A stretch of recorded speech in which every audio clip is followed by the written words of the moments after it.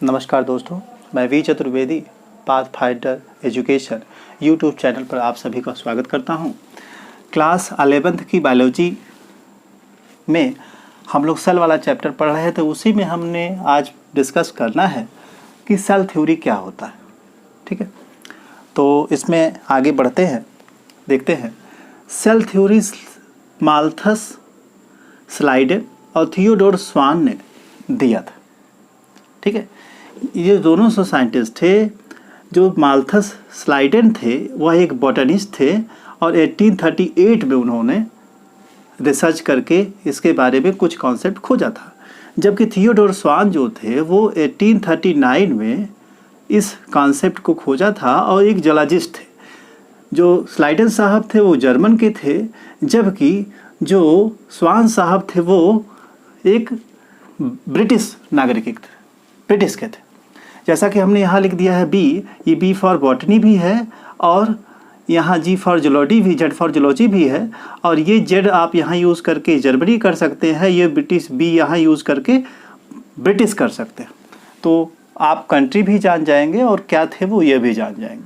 चलिए हम बात करते हैं कि इसमें उन्होंने कहा क्या। सेल थ्योरी में उन्होंने बताया कि organism are composed of cell and their products, यानी कोई भी जो ऑर्गेनिज्म होता है या तो सेल या सेल के द्वारा या दोनों की सहायता से ही बन सकता है। बिना सेल के किसी भी ऑर्गेनिज्म को हम फार्म आउट नहीं कर सकते। No organism can be found out without the help of cell. आगे बढ़ते हैं। The new cell are formed from pre existing cells. Second concept में सेल थ्योरी के कहा गया है द न्यू सेल जो होती हैं, नई जो कोशिकाएं होती हैं, वो पहले से उपस्थित जो प्री एग्जिस्टिंग सेल होता है उन्हीं की सहायता से प्राप्त होती है, यानी जो पहले से पाई जाने वाली सेल है उन्हीं से होती है, यानी ओल्ड सेल से होती है। अब यहाँ एक बात समझने वाली है कि जो वर्चो साहब थे 1855 में आमनी सेलुला ई सेलुला एक वर्ड उन्होंने दिया था, इसी से उन्होंने क्लेरिफाई किया था कि जो नए सेल्स हैं वह पुरानी से बन के आती हैं। जो मॉडर्न कॉन्सेप्ट है सेल थ्योरी का, उसमें इस चीज़ को शामिल किया गया है, जबकि आप सिर्फ सेल थ्योरी देखेंगे तो उसमें यह कॉन्सेप्ट नहीं है, यानी सेल की ओरिजिन कैसे हुई है, इट्स नॉट क्लियर। आगे बढ़ते हैं। Each cell have mass of protoplasm and nucleus. यहाँ यह बात क्लियर की जा रही है कि प्रत्येक जो सेल होती है उसमें प्रोटोप्लाज्म होगा और उसका कुछ न कुछ मास होगा और उन सब में क्या होगा, न्यूक्लियस भी पाया जाएगा। तो इस तरह से ये 3-4 बातें जो मुख्य पॉइंट्स हैं वो सेल थ्योरी के द्वारा इंडिकेट किए गए। इस बात को ध्यान रखिएगा कि सेल थ्योरी में यह नहीं बताया गया था कि सेल की ओरिजिन ओल्ड सेल से होती है, नई सेल की ओरिजिन ओल्ड सेल से होती है, ऐसा नहीं बताया गया था। यह जो कॉन्सेप्ट था यह तब क्लियर हुआ जब इसमें वर्चो साहब ने अपना कॉन्सेप्ट जोड़ा, आमनी सेलुला ई सेलुला। आगे बढ़ते हैं। अब इस सेल थ्योरी का कुछ ड्रॉबैक भी है। ड्रॉबैक क्या है भाई? जैसे वायरसेस को एक्सप्लेन नहीं किया जा सकता, यानी इस थ्योरी के थ्रू वायरसेस क्या होते हैं, उन कैसे ओरिजिन हुए, उनके सेल के बारे में या सेल स्ट्रक्चर उसमें है या नहीं है, ये सारी बातें क्लियर नहीं किया जाती। जैसा कि आप जानते हैं कि वायरस का जो कॉन्सेप्ट है वो सेल के बेस पे फेल है, सेल उसमें पाया ही नहीं जाता, तो इस नाते वायरसेस को इसके सहायता से एक्सप्लेन नहीं किया जा सकता। नेक्स्ट है सीव ट्यूब, जो कि प्लांट में पाया जाता है, और मेच्योर जो आरबीसी होती है जो कि ह्यूमन बींग्स में पाया जाता है। इन दोनों में न्यूक्लियस अब्सेंट होता है, जबकि सेल थ्योरी यह कहती है कि न्यूक्लियस हर जो है सेल में होना चाहिए, लेकिन जो है इसका ड्रॉबैक रहा कि यहाँ जो है इस चीज़ को एक्सप्लेन करने में फेल रहे। नेक्स्ट है cell difference in size and shape and activities, यानी सेल जो है वह भिन्न भिन्न प्रकार के आकार की हो सकती हैं और उनकी एक्टिविटी भी क्या हो सकती है, अलग अलग हो सकती है, सबकी सेम एक्टिविटीज़ नहीं होते हैं। अच्छा, अब हम लोग आगे बढ़ते हैं। साइज और शेप क्या होता है सेल का, उसको थोड़ा सा समझते हैं। साइज में हम देखेंगे कि जो सबसे स्मॉलेस्ट सेल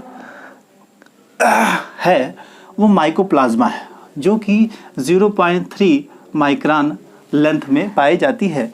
माइकोप्लाज्मा का ही एक रूप है या कहते हैं उसी का एक प्रकार है PPLO, जिसे हम कहते हैं प्लूरोनिमोनिया लाइक ऑर्गेनिज्म, जो कि 0.1 माइक्रोन होता है।